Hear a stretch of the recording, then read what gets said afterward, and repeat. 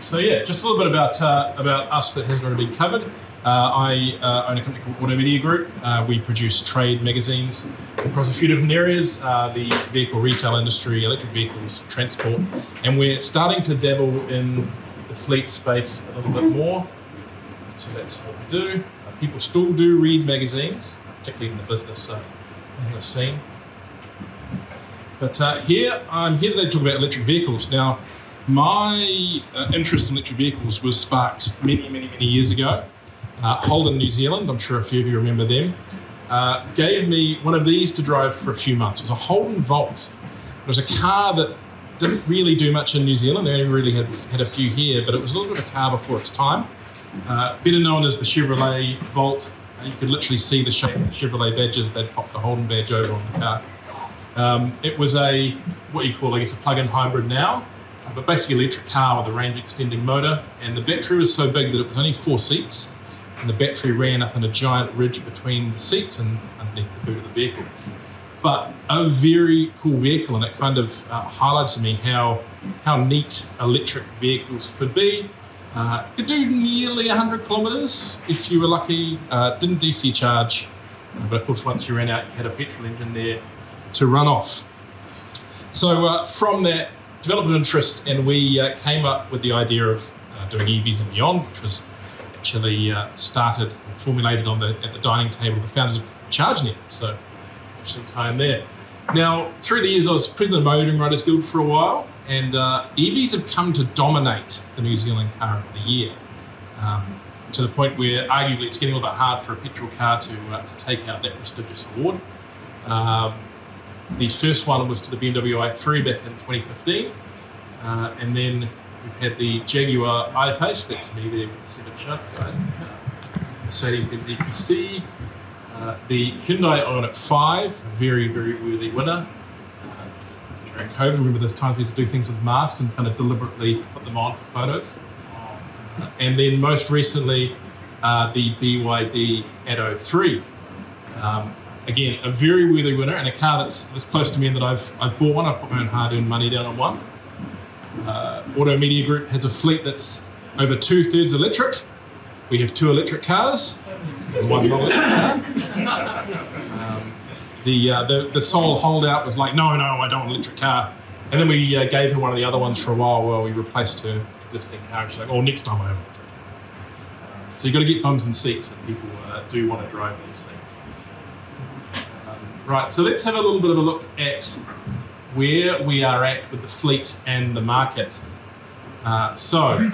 This is our current electric fleet. We have on the road 48,470 BEVs, just over 90,000 PHEVs, so total electrified cars 67,000. Last year, BEV 16,000, hybrid 17,261, and PHEV 7,259. So if you compare those figures they don't entirely line up. Last year was a really big year for electrified vehicles. A big chunk of our fleet went on the road last year, and certainly a big chunk of our new vehicle fleet went on the road last year in regards to electrified vehicles. It's a big chunk. It's a modest chunk of the market. We'll look at that next. Now, we've got to acknowledge the kind of grandfather of electric vehicles in New Zealand, and that is the Nissan Leaf. It has made up the bulk of our fleet. There's over 16,000 Nissan Leafs on the road in New Zealand. And while they haven't necessarily been a fleet success in New Zealand, they have been very popular in the used car segments. The bulk of them, the vast majority, coming through used car channels. Possibly, one of the factors why they haven't necessarily been heavily used in fleets. Now, the Nissan Leafs on the road, the majority of them are lower range cars, but that's actually had a bit of a benefit for New Zealand, I think, in that they've required a lot of infrastructure. And because of the need of the Leaf, we've seen companies like ChargeNet roll out what is very good infrastructure in a country of our size, I think. If everyone was running around in 400k EVs to start, then we might not need quite the same infrastructure. But because everyone's out there running around in 100k cars, and weirdly Leaf drivers like to take road trips, we have a lot of EV chargers in other places in comparison to other countries. This one here is actually, it's a special photo. I like to do really dumb road trips on electric vehicles. Things I shouldn't do, like once I picked up a Renault Zoe in Invercargill and drove it to Auckland without taking Stateway 1. All sorts of random stuff. This one, I was in Japan on business and I picked up a rental Leaf, you can do that up there, and drove it to the Hakone Skyline. So that's where people go and drive Nissan Skylines and supercars and take photos, and I went there in a humble Nissan Leaf. What a fun little trip. That's okay. Now, our top sellers last year. In BEV, the Tesla Model Y, Tesla Model 3, and the BYD Atto 3. So not exactly the traditional New Zealand brands. Those bracketed numbers are the numbers taken by what is measured, I guess you could say, fleet or business sales. So business rentals and government. Now I know that's just loosely on the registration, what they box they tick on the registration documents. So a lot of those are people just looking for a tax advantage there. But that's kind of the chunk of EV sales going to business use. In PHEV, the Mitsubishi Eclipse Cross overtook the Mitsubishi Outlander and the MG HS.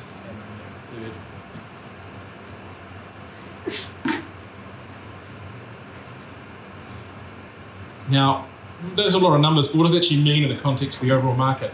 And sadly, it's still a tiny chunk. This is 2023 so far. Only 9% of the vehicles registered have been electric. I say only 9. That is comparatively good. Plug-in petrol hybrid 3.9%, petrol hybrid 15%, diesel hybrid 0.1%. I'm not actually sure what the diesel hybrids on the road. I think it might be important. Anyway, petrol 36%, diesel 34%, and non-pure ICE 28%, and pure ICE 71%. So that's, doesn't sound good. 70% of the vehicles in our fleet are still have no form of electrification, or you can look at it that nearly 30% have some form of electrification. So we're getting there.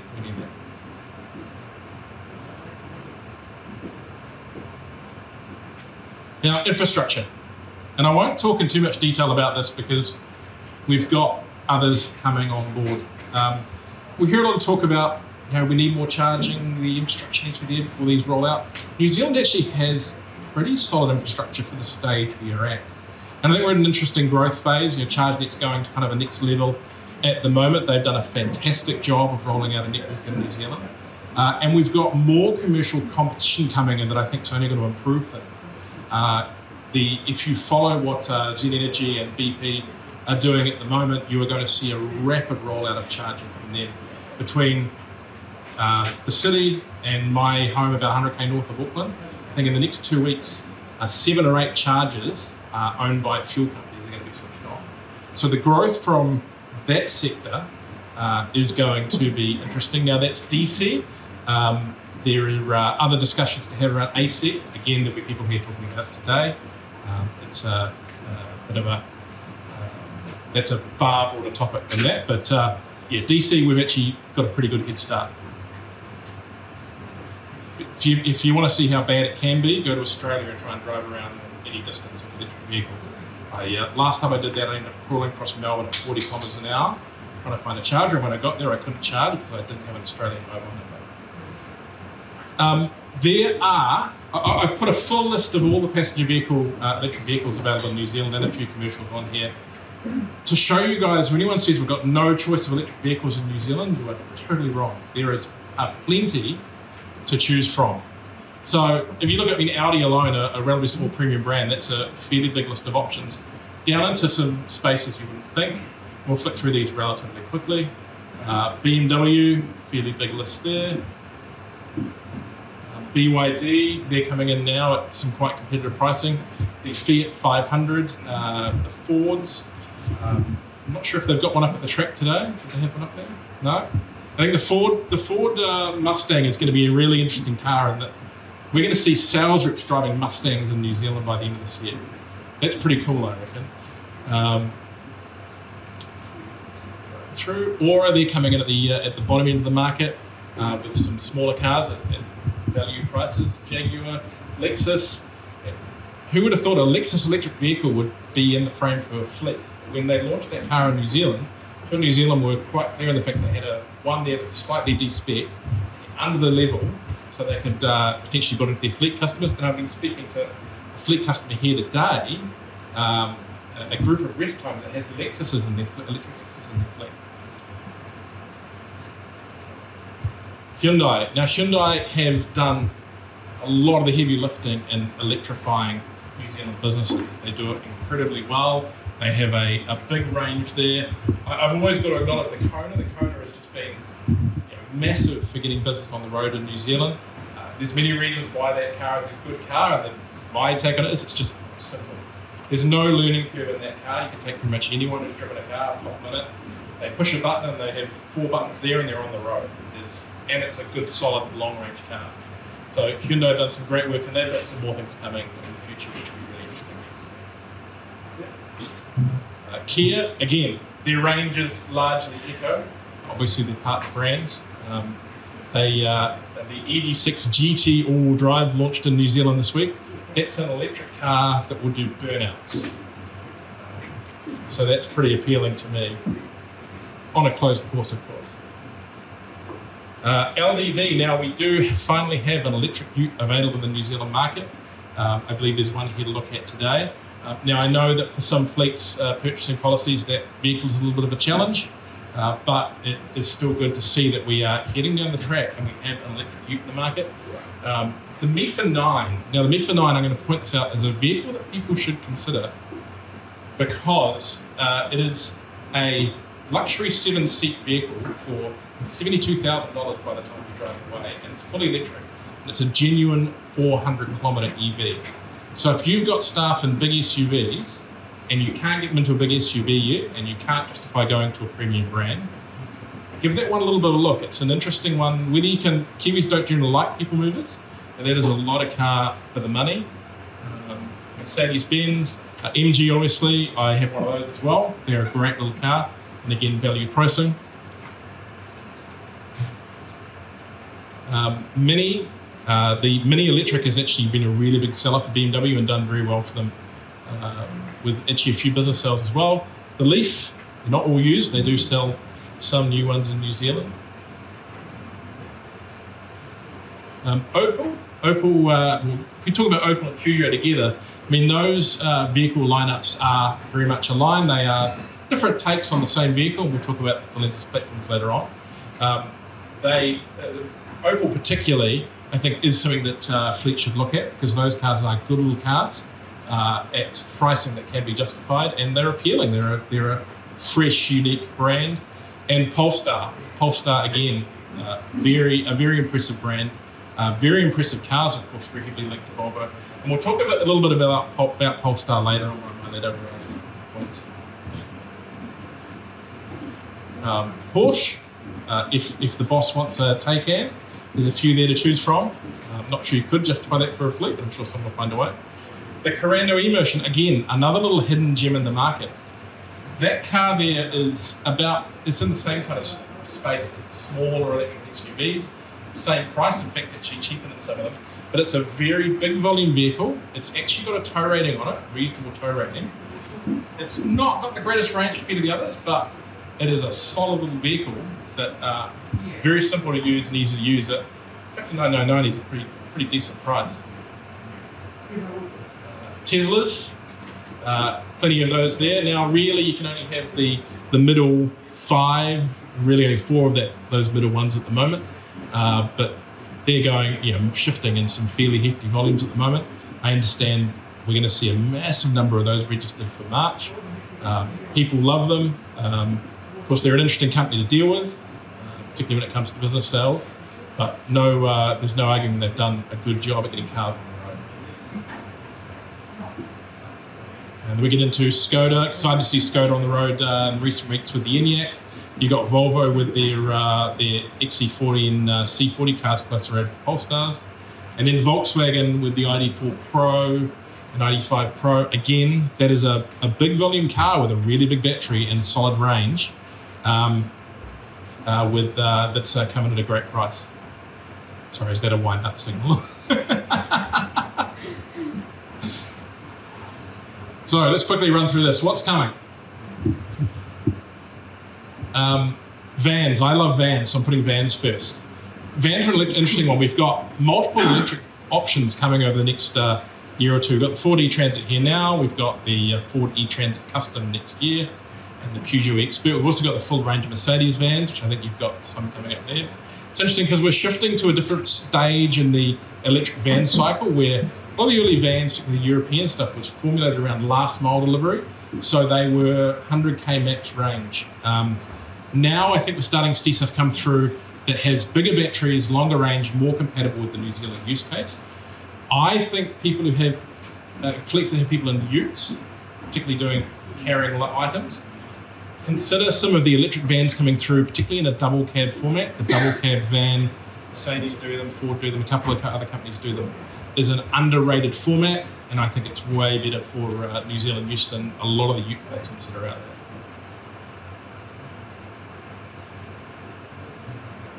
Now, utes, Tesla Cybertruck, Rivian R1, Ford Lightning. You are not going to get them, not anytime soon. I put them up there to tease you. Tesla's a long way from delivering one here, Rivian's a long way from delivering one here. And Ford, I know, New Zealand, I know they would love them, but I mean, I think you can't even get one for 2 years if you're in the US. But that's not so you won't get something. So we've got probably next year the BYD Ute, in electric and plug-in hybrid forms. We've been told we'll get the JAC T9 next year. And this is a car which we haven't confirmed, but I would like to see here. And it is again related to that Polestar Volvo platform. And that's the Radar RD6. I'm hoping someone somewhere is hearing me and getting this car to New Zealand, because I think that would be a brilliant vehicle for New Zealand. It is car-based, but it's a sizable vehicle with fairly decent payloads, comfortable interior, and I think ideal. Now, this isn't a vehicle that's coming to New Zealand, but I just want to quickly show it because it shows what you could do in a commercial vehicle, an off-road vehicle, with electric propulsion. This is the BYD U8. So that's not a special effect, it can tank turn. With 4 electric motors that spin on the spot. So imagine having a vehicle that could do that in a warehouse to load or on a site. But here's one that'll probably put the frights up the WorkSafe speaker later on, and that it's waterproof and it can swim using its motors as propulsion. Now, of course, that. So in New Zealand, with the amount of water we've had lately, that would be very handy. But what would be your company fleet policy on the guys taking the utes fishing on the weekend? That's the question.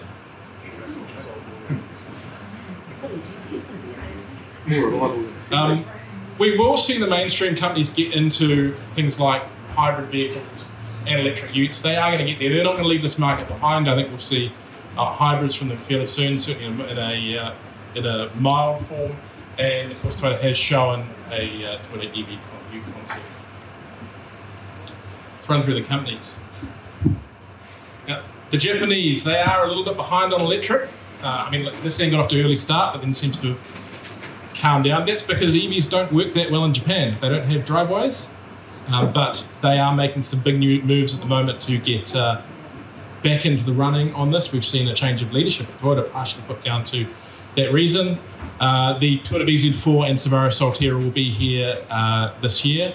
They haven't reviewed well overseas, but I suspect by the time they get here, they will be a little bit refined, and also you'll see that, you know, backing from those two companies that are very good at putting vehicles into fleets and know how to assist. Nissan, hopefully we'll see the RE here at some point. We have no confirmation. And I'm hoping maybe next year we'll see the Honda Prologue, which is a BEV as well. The Chinese. Now, this is just a taste of what's coming. If you go and look through, there's so many things in China I'd love to come here. But they might not, or they might. We just don't know. They don't seem to tell anyone until the last minute. BYD Dolphins touching down shortly. BYD Seal, MG4 H2, and the Chery Motor 5 will be here next year. Those two top vehicles both have been highly well reviewed and will push volume this year, and both stuff fleet should be looking at. The Swedish, We've got the Volvo XC90 out of the US and the Polestar 3 out of China. These are both very much cars at the heart. I think the Polestar 3 will do fantastically here. The XC90 as well, but that's going to be more of a premium far up market vehicle. So they're great to have here too. The Koreans, again, this is only really a touch of what's coming from them. The interesting one thing I think is these twins here, well, twins, but somewhat related vehicles, the Kia EV9 and the Hyundai Ioniq 7, big 7-seat electric SUVs. I'll push really fast now.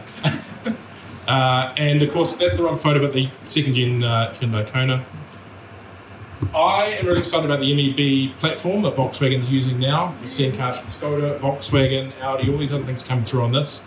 But also we'll see electric vehicles from Ford on it. So it's great to see modular platforms being put forward with that. And then potentially we'll see some Indian cars here. I do believe we'll see the Mahindra XUV here this year, and the Tata Nexon's been spotted testing in New Zealand. And then the Frenatel Americans, so Stellantis. We saw before the Opel / Peugeot cousins, well, they've got more coming on that same platform. The Jeep Avenger, Peugeot E308, Opel Astra EV, they've got some vans coming as well. And then Tesla, we don't know. They've indicated there'll be a Model 2, but I think there's a Model 2 coming. They've got a new plant coming, but yeah, they seem to have quite a slow motorcycle. Now, these are my thoughts that I'll run through really quickly. They're not necessarily based on science. We've got these different types of vehicles. Let's run through. BEV, suitable for most people now, I think. Still not ideal for long distance towing. And when I say suitable for people, some people have to get used to some compromises, but I think most people get used to them. I'll have to explain this more, but time's a bit short. PHEV, suitable for short range purposes with occasional long range trips. If you have a sales rep doing big miles, I don't think you should put them in a PHEV, I think you should put them in a BEV. Because they are great when they're doing the daily 30K to the office, but once you get on the open road, they're actually less efficient than a hybrid vehicle because you're towing around. It's a hybrid vehicle with a bigger battery. So PHEVs are fantastic, but you really do need to consider your use case for them. Hybrid petrol, for those who really can't fit into the previous boxes. And diesel's going to be with us for a while. So it's still what you need for getting, big heavy loads around the place, big tow capacity off-road operations, heavy transport. I don't see a future of hydrogen passenger cars, but definitely in heavy transport and marine. Hyundai's got a hydrogen truck here in New Zealand, and Toyota has fuel cells powering the Team New Zealand chest boats. My totally unscientific advice: don't count on the clean car discount. It will not stay at $8,650 for long. It's going to get reduced this year, or depending on how the election goes, potentially go completely. But don't, and with the delivery times at the moment, don't factor it in on your calculations. BEVs still work if you take that out, I think, for most people. Get your charging sorted first. There's plenty of companies here that will help you sort out your charging needs beforehand. So many situations of people not doing well with BEVs or plug-in hybrids having a bad experience comes down to having the wrong charging infrastructure. It's really important you talk to the experts on that first. Don't be afraid of a badge. So this is a time where you need to think beyond wanting to be seen driving around in nice efficient Toyotas and Hondas and that kind of thing. Consider other options. There's a market we've seen, in New Zealand staff driving BMWs. I had someone almost disgruntled the other day that Kāinga Ora had a few Polestars. And I said to them, well, at the time when they bought those, drive away after the rebate. That was like a $60,000 mid-size SUV sedan. That's a good value car. Ignore the badge, and also consider brands that might, Chinese brands you might not have looked at before. Range isn't everything. The reason why the three cars we saw that are the top sellers in New Zealand is because they have a good balance of range to price. With the charging infrastructure we've got in both companies, you don't need an electric car to go 500 kilometres. 300 to 400 kilometres is the sweet spot, and for some people it may be even less. You don't need to stretch your weight for more range in an electric vehicle.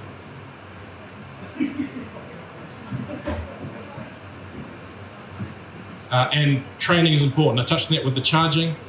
speak with the experts, speak with your fleet provider to train your staff properly on these vehicles, some of their interesting systems.